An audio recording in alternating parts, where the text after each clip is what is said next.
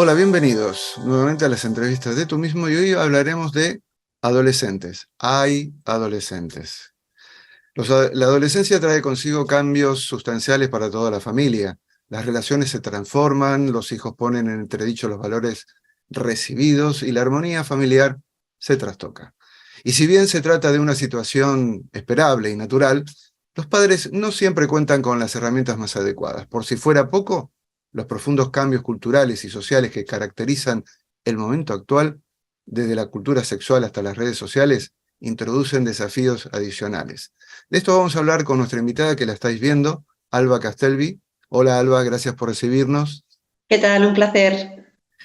Tú eres educadora, asesora de familias y autora de este libro que tengo aquí, Adolescentes, una guía para vivir sin tensiones la etapa más compleja del crecimiento, sin duda, de Editorial Urano. Alba, yo confieso que fui adolescente. ¿Quién no lo ha sido superado bueno, ahora que lo pienso, superados los 30? Bueno, los adultos llegan a hacerlo porque han pasado por la infancia, la adolescencia y luego se olvidan, ¿no? Eh, ¿Qué pasa? ¿Nos falla la memoria o se juegan otros problemas a la hora de convivir con nuestros queridos adolescentes? Bueno, acordarnos, nos acordamos, pero nos parece que fuimos mejores adolescentes, al Mm, menos en nuestra memoria hemos guardado lo mejor de ello, ¿no? ujú, Quizás en ese momento no sabíamos lo que sufrían o lo que se preocupaban nuestras familias por nuestra actitud, cuando nos veían, pues a lo mejor holgazanear en lugar de mm, estudiar, por ejemplo, y al no podernos poner en su lugar en ese momento pensamos que nunca nadie vivió lo que ahora vivimos nosotros con nuestros propios hijos mm. de una forma tan cruda, tan difícil como es nuestra propia experiencia, cuando en realidad pues a nuestros padres o los padres de nuestros amigos seguramente lo pasaron similar. Pero es verdad que en la memoria siempre guardamos lo mejor de lo que fuimos Mm. y más raramente lo peor. Ujú. Una memoria selectiva y conveniente. A ver, em, tú dices en Adolescentes al comienzo una frase interesante. Crecer es hacerse libre. La cuestión es cómo explicamos esto del concepto de la libertad a un adolescente. Bueno, pues la libertad es la capacidad que tiene uno de, con las oportunidades y las capacidades que la vida y su momento le ofrece, poder determinar los propios objetivos y poder llegar a ellos, ¿no? Uno no es libre cuando cree que puede hacer lo que le viene en gana, pero no es capaz, por ejemplo, de dominar sus propias pasiones. Eso es algo que explica bien el filósofo José Antonio Marina, ¿no? Yo digo que el adolescente debe responsabilizarse progresivamente de su vida y que a medida que crece los padres deben ceder el control para que ellos mismos, los jóvenes, vayan tomando decisiones. Para hacer eso hay que ir incrementando la confianza en los jóvenes, hay que promover la autonomía, hay que enfrentarles también a las consecuencias de sus actos para que vayan aprendiendo a asumir la responsabilidad sobre las decisiones que toman. Eso es algo que no se aprende de hoy para mañana, sino que hay un terreno que recorrer para lograrlo. Ujú. Aconsejas también a que los adolescentes aprendan a valorar aquello que tienen y no aquello que les falta. Parece un consejo más para adultos que para adolescentes, por lo visto hoy, lo que pasa en el mundo. Pero concentrémonos en el adolescente. ¿Cómo le transmitimos esta, esta orientación tan esencial que puede durar durante toda la vida? Bueno, en la vida siempre nos van a faltar cosas, ¿no? Y hay un dicho que es, no es más feliz quien más tiene, sino que lo es más quien menos necesita. Si ponemos el acento en las carencias, siempre vamos a sentirnos carentes. En cambio, si damos valor a aquello que tenemos, nos sentiremos plenos de cosas valiosas. Sí, es un concepto apto para todas las edades. Hay que aprenderle desde la niñez hasta la edad adulta y se puede practicar toda la vida. Y esa afirmación que deslizaste al comienzo, esto que educar hoy a adolescentes es más difícil que nunca. Por lo menos es lo que parece, ¿no? Pero tú lo afirmas rotundamente. ¿Debido a Sí, qué? yo lo creo, porque nunca antes, fíjate, había habido cambios tan pronunciados entre dos generaciones. Hoy en día los cambios que separan nuestra generación de la de nuestros hijos son mucho mayores que los que separaron nuestra generación de la de nuestros padres. Cambios de todo tipo, ¿no? Cambios tecnológicos, cambios sociales, cambios económicos. Son cambios que complican mucho la tarea de las familias que muchas veces intentan educar en valores que la Ujú, sociedad, que es una sociedad hoy en día hipermercantilizada ujú, y que los medios de comunicación de esta sociedad más bien contradicen que no apoyan, ¿no? Los ujú, chicos, las chicas hoy en día están, por ejemplo, en permanente conexión, ujú, están exponiendo su privacidad en todo momento, están accediendo a todos los contenidos del mundo mundial aptos o no para sus edades. Se están relacionando sexualmente y emocionalmente de manera diferente. Este tipo de cambios implican que el adulto debe acompañar al adolescente en un terreno que no conoce. Y no lo conoce porque nunca lo vivió, porque su adolescencia ujú. no se parecía a esta que se desenvuelve en este contexto. Por lo tanto, los padres, para acompañar a sus hijos hoy en día, deben prepararse. Si no conocen el terreno, si no están preparados, si no comprenden las condiciones de vida de sus hijos, difícilmente les podrán ayudar. Ujú. Este nivel de exposición que tú dices es debido muchas veces a la utilización de los móviles, ¿no? Y es sabido que prohibir, y en esta etapa de adolescencia, según qué, a veces funciona y a veces no funciona. Em, este mundillo tiene un costo, evidentemente. Cuestiones de autoimagen, de autoestima. ¿Qué propones en este sentido? Yo lo que propongo es que los padres no pretendan estar siempre controlando, porque esto no es posible.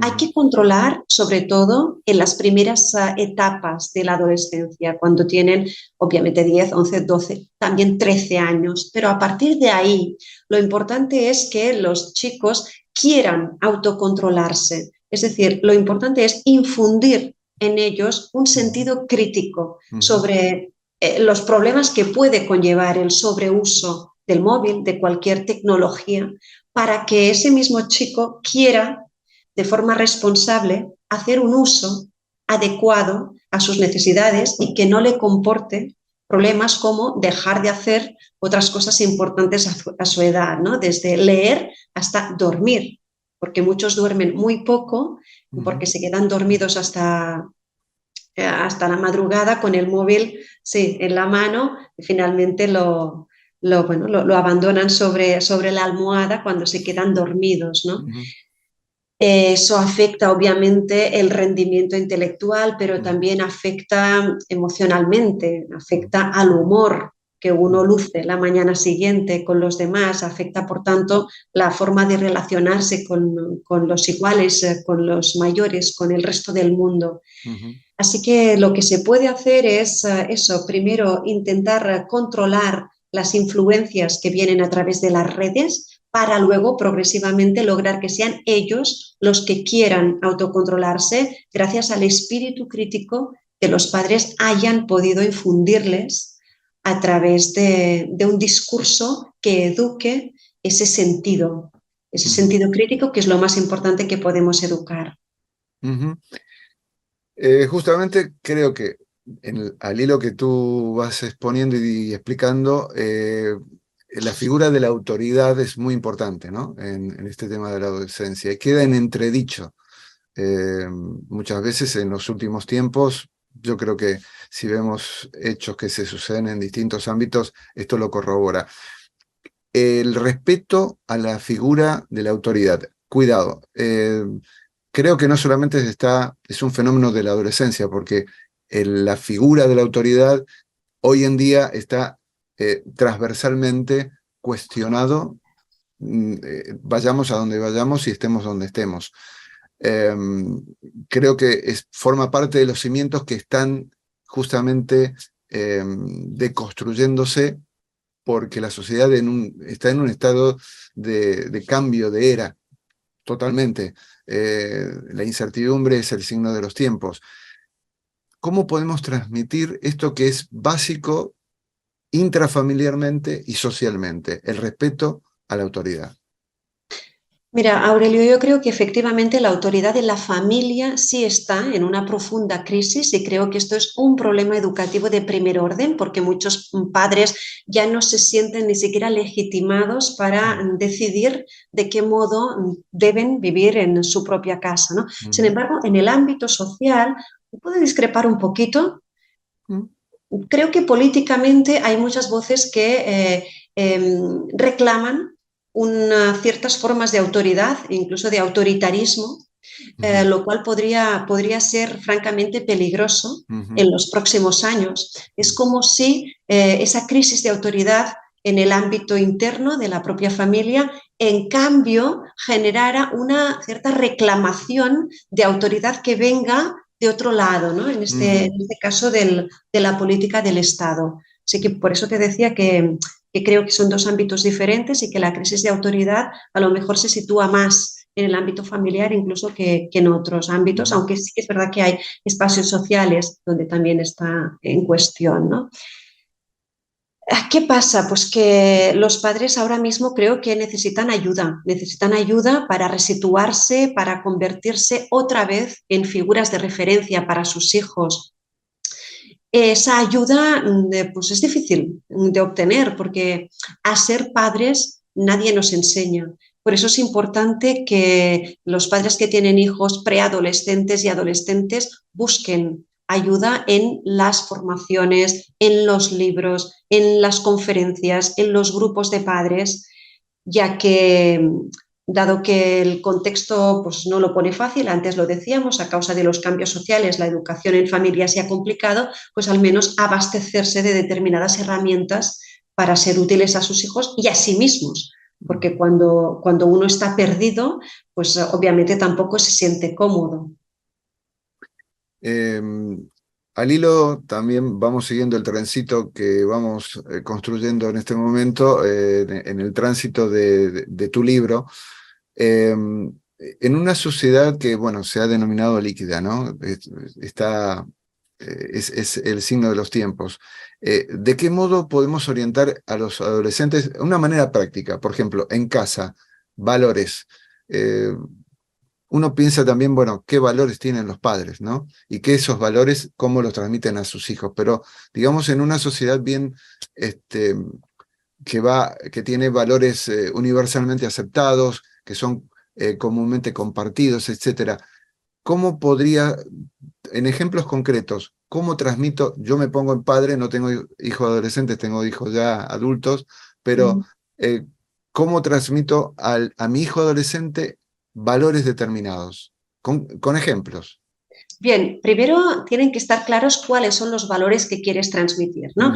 Por ejemplo, si el valor que quieres transmitir es un valor de austeridad, pongamos por caso, ¿no? De anticonsumismo, lo que vas a hacer es pues, conseguir que tu hijo consiga las cosas por sí mismo. No le vas a regalar todo lo que le pida en cualquier momento, porque tú sabes que eso sería actuar de forma contraria al valor que le quieres transmitir. Cuando desee algo que implique un esfuerzo económico, le vas a decir que sí, pero que tendrá que hacer algo para conseguirlo, si es que es algo que tú crees que es bueno que acabe obteniendo. Y si no, pues simplemente habrá que decir que no y justificar por qué tú crees que no es adecuado para el hijo en ese momento, ¿no?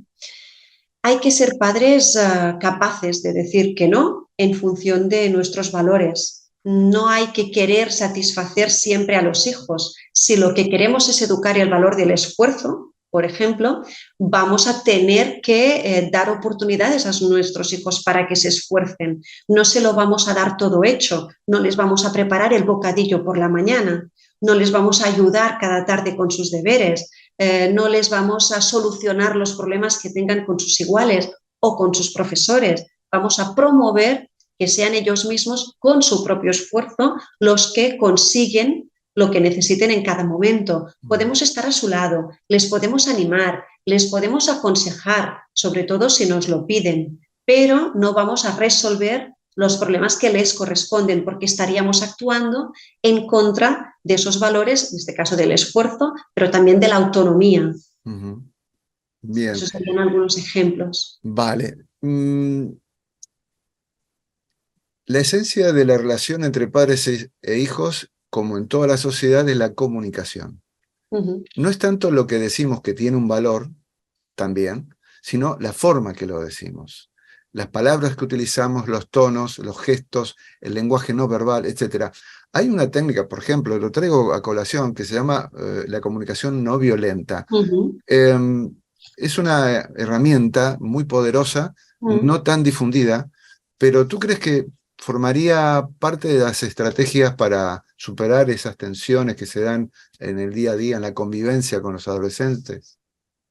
Sí que es verdad que un mismo mensaje, cuando les llega de una forma u de otra a los adolescentes, igual que cualquiera de nosotros, pero quizás todavía más, porque su Mm, sensibilidad es más acusada, lo mm, reciben de una forma muy diferente. Por lo tanto, responden a mm, ese mensaje de una manera diferente. Si mm, queremos una buena respuesta, tenemos que hacer un buen input. claro. Aprender a hacer ese buen input es una de las claves que logra que los padres de los adolescentes vivan esa etapa de una forma mucho más fluida y mucho más feliz. Hay que Mm, aprender a comunicarse efectivamente de forma no violenta y en el libro una gran parte del contenido se dedica precisamente a fórmulas comunicativas que responden a esta voluntad, a la voluntad de emitir mensajes que sean recibidos de forma constructiva y que por lo tanto tengan como respuesta también outputs positivos. ujú. Sin duda, aparte de la familia, el gran nicho de convivencia conflictiva, y hoy más que nunca, es la escuela. Eh, los colegios están llenos de hechos pequeños y no tan y no tan pequeños, sino mayúsculos con respecto a intereses y actitudes que van más allá de lo que la estructura escolar está preparada. Pensemos que todavía sigue vigente a pesar de intentos de renovación y de poner, digamos, una puesta al día al colegio, a la escuela en general, pero está lejos de coincidir la realidad que vive hoy el adolescente, incluso lo que estamos hablando. Ellos viven permanentemente en un universo ya más digital que concreto, y la escuela todavía vive en otro plano con un sistema donde se le piensa que el sujeto, porque es un sujeto, hay que ponerle cosas en la cabeza, ¿no? Es un repositorio. En vez de sacar lo mejor de ellos, es ponerlos a la aventura de la vida con herramientas que son ya no del siglo XXI o XXII, lo que sea, sino de toda la vida, que son universales y atemporales. ¿Cómo encajamos en la escuela? ¿Cómo debería ser para que esta adolescencia, esta etapa de la vida, confluyera en un sistema más armónico, ¿no? Mm. Claro, podríamos estar horas hablando de cómo Seguro. renovar la enseñanza para que tuviera sentido para la nueva vida de los Mm, adolescentes. Yo creo que es muy importante darles elementos para sentirse motivados, para que vean el sentido de lo que deben aprender. Ellos a menudo no saben por qué deben adquirir ciertos conocimientos, no saben por qué tendrán que manejar determinadas destrezas y es muy importante que lo sepan. Habría que repensar también qué es lo que deben aprender y sin embargo no podemos olvidar que hay una cultura general que también han de conocer más mm, allá de aquello que les será estrictamente útil para su vida mm, práctica en mm, el futuro, que también han de conocer para ser conscientes de cuál es su contexto social, comunitario, y mm, para poder después ser críticos con su comunidad. mm, Deben conocer ciertos hechos, ciertas realidades, aunque eso no conlleve luego una práctica concreta que les permita ganarse la vida. Eso también lo deben conocer, ¿no? mm, Por tanto, para mí lo más relevante es que vean el sentido que mm, tiene aquello que están aprendiendo, que tienen la oportunidad de aprender en los institutos de secundario. de secundaria, perdón, si le ven el sentido, tendremos mucho ganado. Muchas veces nos preocupamos de que aprendan, pero no de transmitirles el por qué han de aprenderlo. Y esa parte de la pedagogía para mí es clave, que vean el sentido. Bien, podríamos estar horas, como dices. Efectivamente. Y hablas de motivación. Yo personalmente tengo un conflicto con la palabra motivación porque a mí me inspira la vida, no me motiva la vida, me inspira. Al adolescente, hago esta aclaración porque ahí viene la pregunta, ¿qué conviene? ¿Motivarlo o inspirarlo? Bueno, ¿cómo entiendes tú exactamente esta distinción para que yo pueda comentarlo? La motivación es como eh, algo externo que se impone. Es como, una motivación es la zanahoria para el burro, pero la inspiración es otra cosa. Es justamente, es lo tuyo que sale, que contagia, es decir, es un efecto contagioso. La motivación no es contagiosa. La motivación es una imposición. Funciona según qué estructuras. Y yo esto para mí lo tengo claro, pero quería compartirlo contigo porque me gusta conocer el punto de vista del autor en este caso y de quien está en el campo, concretamente. ¿Qué conviene más? ¿Ponerle la zanahoria o esa inspiración que yo digo? Voy al tema de los padres en la transmisión de valores. Yo pienso que el padre transmite valores porque es el ejemplo del valor. Yo, qué mejor forma de comunicar de que mi hijo sea, digamos, honesto y que diga siempre la verdad, si cuando el famoso chiste, viene alguien, golpea y le dice, dile que no estoy, por ejemplo, ¿no? Entonces, voy a esto, ¿qué conviene? ¿Motivación o inspiración? Claro. Explícame por qué motivación. No, pues visto desde este ángulo, me gusta muchísimo más la palabra inspiración. La verdad es que es una distinción que yo no tenía tan clara y por tanto te agradezco este matiz, ¿no? Yo creo que un adolescente se inspira cuando ve a alguien apasionado por lo que hace, por ejemplo, Exacto. ¿no? En lugar de decirle, si eres médico, vas a ganar dinero, lo mejor es que un médico le explique cómo le encanta su Exacto. trabajo, lo que Exacto. disfruta, lo que le aporta el hecho de ayudar a los demás, ¿no? Mm. Si eso implica que el adolescente se pueda enganchar, será que se siente inspirado por ese Mm. médico, por su propia pasión, más que no motivado por aquello que le puede Mm. acarrear Mm. el hecho de elegir la Mm. profesión de médico. Mm. En este sentido es mucho mejor inspirar a alguien que motivarle con una recompensa o con un valor añadido, ¿no? Pues, Mm. evidentemente tienes toda la razón. Hay algo interesante también en tu libro que es esa estrategia de los 3 minutos a pie de puerta. Cuéntame. Bueno, la verdad es que cuando llegas a casa con esa mochila de las presiones, de los problemas que te ha comportado el día, abres la puerta, te encuentras al adolescente tumbado en el sofá con todas las migas de la merienda a su alrededor, con el trabajo por hacer y con la mochila en medio, eh, lo que te sale no es precisamente una frase amable o agradable. La Ujú. verdad es que es más propio un exabrupto en ese Ujú. momento, en esas condiciones, ¿no? Ujú. ¿Cómo se puede evitar eso? ¿Cómo se puede evitar entrar con mal pie o que las condiciones a la llegada alrededor del adolescente pues, te enfaden ya desde el minuto cero? Pues fácil, fácil o difícil, no sé. Yo propongo esa estrategia que a mí personalmente como madre me ha funcionado durante mucho tiempo de los 3 minutos a pie de puerta. Es antes de poner la llave en el cerrojo, espérate, respalda tu espalda contra la pared y deja que pasen 3 minutos sin hacer nada, Ujú. sin mirar el móvil, Ujú. nada de contestar mensajes, de ver vídeos. Solamente piensa en cuál es tu prioridad en ese momento. Algo así como, cuando llegue a casa, lo que más me importa es que estemos bien, Ujú. que estemos contentos los unos con los otros. Puedes añadir reflexiones como, somos una familia con ganas de estar juntos, mis hijos y yo tenemos salud, tenemos la suerte de tener una casa que nos alberga, por tanto, voy a priorizar lo positivo y seguro que habrá algo que no me guste, pero voy a dejarlo en un segundo plano. Ujú.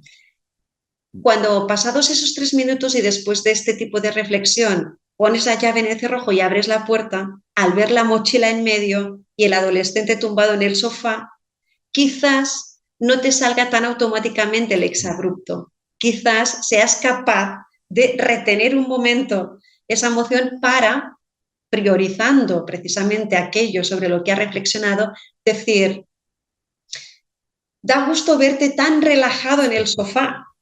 Me tumbo un rato contigo y luego recogemos entre los dos y nos ponemos a trabajar.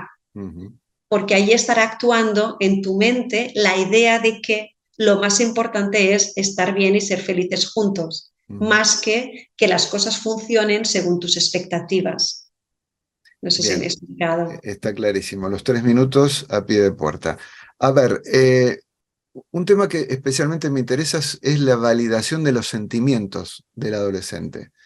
Aquello que justamente es costumbre de parte del adulto, del padre o de quien sea, de directamente ignorar. Cuéntame de qué manera esto obra en beneficio del adolescente, que lo ignoramos a veces porque ni siquiera lo conocemos, ¿no? Bien, fíjate que a cualquiera de nosotros, cuando tenemos un problema, nos encanta poderlo comentar con alguien que nos escuche bien.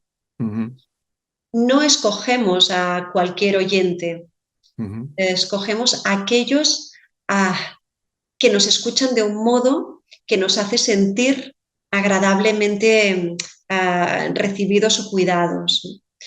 ¿Qué es escuchar bien? Pues sobre todo no juzgar.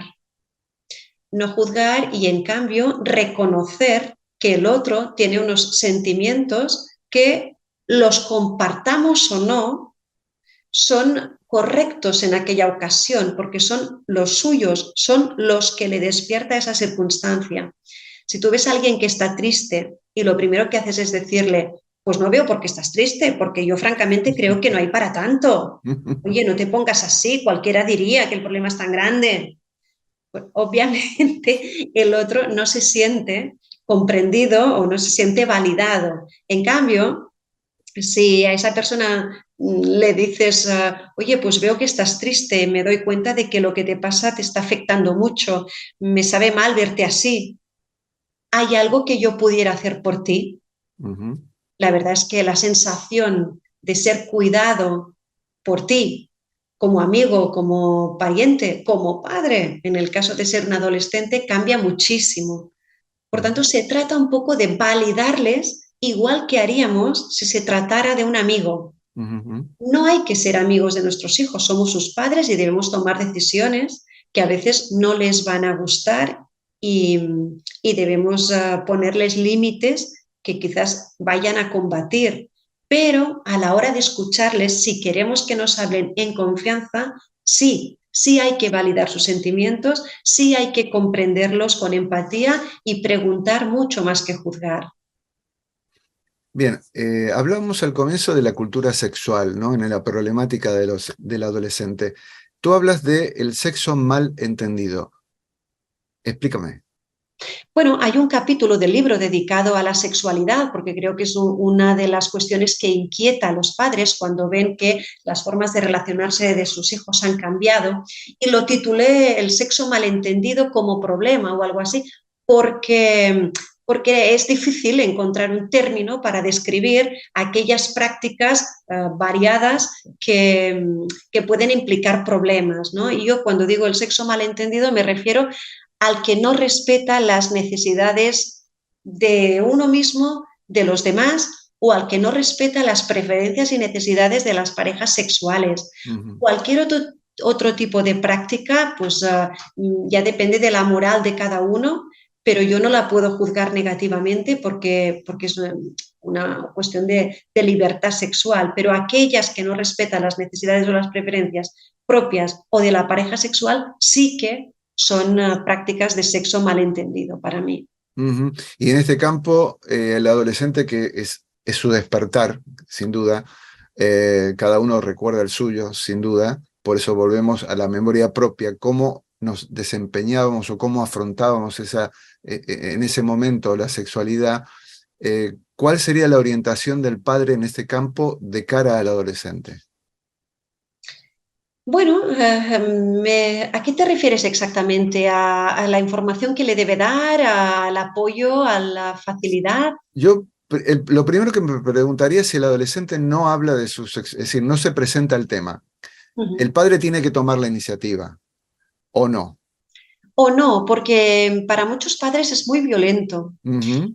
y además para muchos hijos también es También, violento seguro. escuchar a sus padres hablar de sexo cuando nunca lo han hecho y ya Ujú, son adolescentes. ujú, Por tanto, aunque se suele decir que sí, que el padre debe tomar la iniciativa porque se debe hablar, yo no ujú, estaría tan segura. Yo ujú, creo que el padre debe facilitar el ujú, acceso a la información, ujú, pero hay varias formas de hacerlo. No necesariamente hay que hablar directamente cara a cara con el hijo de estos temas, si esto es difícil para ambos. Entonces, podemos acompañarles o podemos conducirles más bien a buscar esa información en otras personas, ¿no? ujú, Centros de salud, especialistas en relaciones juveniles, sexólogos, ¿por qué no? ujú, Podemos invitarles a hacer una visita, por ejemplo, ir solos y hablar de lo que necesiten, de lo que deseen, en confianza con un profesional que lo hará mucho mejor muchas veces que los padres y donde los jóvenes también se sentirán mucho más cómodos. ujú. Es decir, Bien, vamos a buscar el apoyo de terceras personas si ujú, nosotros no nos sentimos cómodos. ¿Por qué no? La cuestión es asegurarse de que tienen información fiable. ujú, Incluso si no les llega a través de personas a título pues individual, no pasa nada. Puede ser una información que venga de otras fuentes, de ujú. libros, de revistas, de vídeos, de medios de comunicación. La cuestión es que esa información que nosotros consideramos fiable y que queremos que tengan, les llegue por algún medio y nos Ujú. aseguremos de que la conocen. Ya está. Bien, sabemos que a veces se pierde la confianza entre padres e hijos en una u otra dirección o directamente no hay comunicación, no hay confianza, no existe un vínculo de ningún tipo. En esos casos, ¿qué hacemos? Cuando no hay confianza, hay que generar confianza. Y para generar confianza, volvemos a lo que decíamos hace un momento, hay que escuchar bien. Eso Ujú, significa escuchar sin juzgar, preguntar, guardarse la opinión propia para cuando ellos deseen conocerla. Es muy fácil de decir, pero muy difícil de conseguir. ujú, Normalmente cuando les estamos escuchando ya estamos pensando en lo que les vamos a decir para orientarles correctamente y eso normalmente es un error, ¿no? Por tanto, escuchar bien, en primer lugar, para generar confianza. Después, ponernos a su disposición. Si hay algo que pueda hacer, dímelo porque estoy aquí por ti. No revelar sus secretos o las cuestiones que hayan querido tratar personalmente con nosotros a otras personas del entorno, porque eso hace que la confianza incipiente se rompa en mil pedazos. No hablar mal de las personas próximas ujú, a nuestros hijos ujú, delante de ellos, porque eso duele y por tanto también se alejarán más que acercarse, nunca nos van a contar lo que haga referencia a ese tipo de personas que nosotros juzgamos de forma crítica. Y yo creo que con eso ya vamos a ganar mucho, pero si aún no fuera suficiente, una ujú, forma interesante de conocer qué pasa en las vidas de nuestros hijos es invitar a sus amigos, conocer a sus amigos, ujú, que vengan a casa y en casa que nos cuenten. Curiosamente, los amigos nos cuentan mucho más muchas ujú, veces que los hijos propios, ¿sí? ujú, Igual que seguramente nuestros hijos cuentan cosas a los padres de sus amigos que nosotros no llegamos a saber, ¿no? ujú, Pues cuando tiramos del hilo de las cosas que cuentan los amigos, nuestros hijos están presentes y están un poco así extrañados de que sus amigos hablen tan abiertamente, ¿no? Y ujú, a partir de esas informaciones que nos han llegado, ya luego podemos enhebrar otras conversaciones con los hijos en otros momentos. Aquello que dijo el otro día Pablo cuando vino sobre vuestro tutor, ¿cómo ha acabado? Porque me pareció muy interesante lo que estaba ocurriendo esos días en clase. Así que, ¿cómo se ha resuelto? ¿No? ya nos da pie para seguir hablando de ciertos temas que hemos iniciado en conversación con los amigos. Bueno, yo por mi parte, hasta aquí llego porque invito a los amigos que nos están viendo, que han escuchado nuestro diálogo, que lean este libro si tienen algún adolescente en casa. Es imprescindible porque esta guía tiene muchos consejos como los que acabamos de escuchar y muchísimas cosas más. Para mí ha sido un placer, Alba, tenerte aquí, dialogar sobre estos adolescentes nuestros que tenemos hoy en día y no morir en el intento. Y que ellos se abran, bueno, la vida siempre se abre paso a pesar de padres, tíos y abuelos. Hasta aquí llego. Si quieres tú hacer un cierre, ¿qué dirías? Bueno, yo diría que los adolescentes, aunque nos lo pongan difícil, van a mejorar. Van a mejorar seguro, segurísimo. Mm. ¿Y cuál es la prueba? Pues Nosotros, efectivamente, tanto tú como yo, como los todos, que nos escuchan, todos, todos. somos la prueba viviente, Exacto. fehaciente de que la adolescencia se pasa y de que uno mejora. Mm, Pocos van a ir a peor. Así que mm, la esperanza está garantizada, va a mm. funcionar. Lo que Ah, estamos haciendo va a funcionar, seguro. fenomenal. Muchas gracias, Alba. Alba Gracias a ti. Castelvi, la autora de este libro, vuelvo a presentarlo, Adolescentes, de Editorial Urano. Ha sido un placer hablar contigo y a los amigos que nos están escuchando. Muchísimas gracias por vuestra compañía y la invitación a una próxima entrevista aquí en Tú Mismo. Muchísimas gracias. Igualmente, muchas gracias a ti. Hasta la próxima. Hasta la próxima.